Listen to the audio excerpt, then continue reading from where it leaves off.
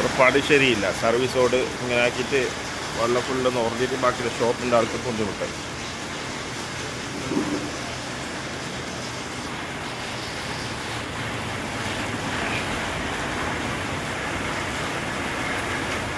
ഇതാണ് മൊഗ്രാൽ പുത്തൂരിൻ്റെ അവസ്ഥ.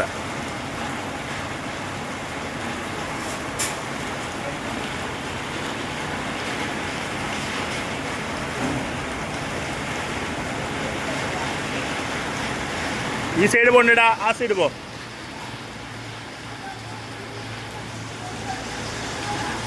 അങ്ങോട്ട് ആ സൈഡ് പോ.